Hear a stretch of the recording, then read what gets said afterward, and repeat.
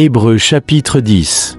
N'ayant, en effet, que l'ombre des biens à venir, non la substance même des réalités, la loi est absolument impuissante, avec ses sacrifices, toujours les mêmes, que l'on offre perpétuellement d'année en année, à rendre parfaits ceux qui s'approchent de Dieu. Autrement, n'aurait-on pas cessé de les offrir, puisque les officiants de ce culte, purifiés une fois pour toutes, n'auraient plus conscience d'aucun péché? Bien au contraire, par ces sacrifices eux-mêmes, on rappelle chaque année le souvenir des péchés. En effet, du sang de taureau et de bouc est impuissant à enlever des péchés. C'est pourquoi, en entrant dans le monde, le Christ dit « Tu n'as voulu ni sacrifice ni oblation, mais tu m'as façonné un corps. Tu n'as agréé ni holocauste ni sacrifice pour les péchés. Alors j'ai dit, voici, je viens, car c'est de moi qu'il est question dans le rouleau du livre, pour faire, ô Dieu, ta volonté. » Il commence par dire « Sacrifice, oblation, holocauste, sacrifice pour les péchés, tu ne les as pas voulu ni agréés, et cependant ils sont offerts d'après la loi. » Alors il déclare « Voici, je viens pour faire ta volonté. » Il abroge le premier régime pour fonder le second. Et c'est en vertu de cette volonté que nous sommes sanctifiés par l'oblation du corps de Jésus-Christ, une fois pour toutes. Tandis que tout prêtre se tient debout chaque jour, officiant et offrant maintes fois les mêmes sacrifices, qui sont absolument impuissants à enlever des péchés, lui au contraire, ayant offert pour les péchés un unique sacrifice, il s'est assis pour toujours à la droite de Dieu, attendant désormais que ses ennemis soient placés comme un escabeau sous ses pieds.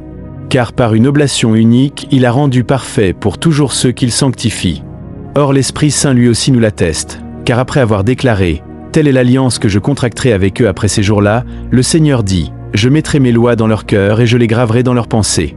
Ni de leurs péchés, ni de leurs offenses, je ne me souviendrai plus. Or là où les péchés sont remis, il n'y a plus d'oblation pour le péché. Ayant donc, frères, l'assurance voulue pour l'accès au sanctuaire par le sang de Jésus, par cette voie qu'il a inaugurée pour nous, récente et vivante, à travers le voile, c'est-à-dire sa chair, et un prêtre souverain à la tête de la maison de Dieu, approchons-nous avec un cœur sincère, dans la plénitude de la foi, les cœurs nettoyés de toutes les souillures d'une conscience mauvaise et le corps lavé d'une eau pure. Gardons indéfectible la confession de l'espérance, car celui qui a promis est fidèle, et faisons attention les uns aux autres pour nous stimuler dans la charité et les œuvres bonnes.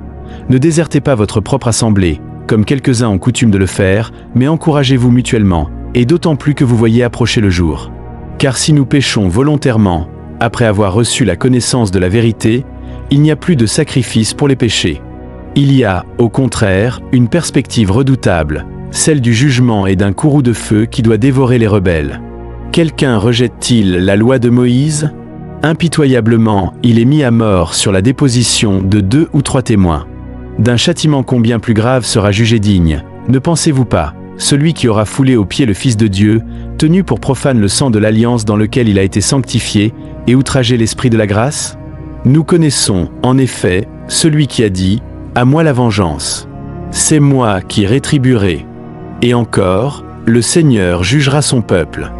Oh! Chose effroyable que de tomber aux mains du Dieu vivant. Mais rappelez-vous ces premiers jours, où après avoir été illuminés, vous avez soutenu un grand assaut de souffrances, tantôt exposé publiquement aux opprobres et aux tribulations, tantôt vous rendant solidaires de ceux qui étaient ainsi traités. Et, en effet, vous avez pris part aux souffrances des prisonniers. Vous avez accepté avec joie la spoliation de vos biens, sachant que vous étiez en possession d'une richesse meilleure et stable. Ne perdez donc pas votre assurance, elle a une grande et juste récompense. Vous avez besoin de constance, pour que, après avoir accompli la volonté de Dieu, vous bénéficiez de la promesse. Car encore un peu, bien peu de temps, celui qui vient arrivera et il ne tardera pas. Or mon juste vivra par la foi, et s'il se dérobe, mon âme ne se complaira pas en lui. Pour nous, nous ne sommes pas des hommes de dérobade, pour la perdition, mais des hommes de foi pour la sauvegarde de notre âme.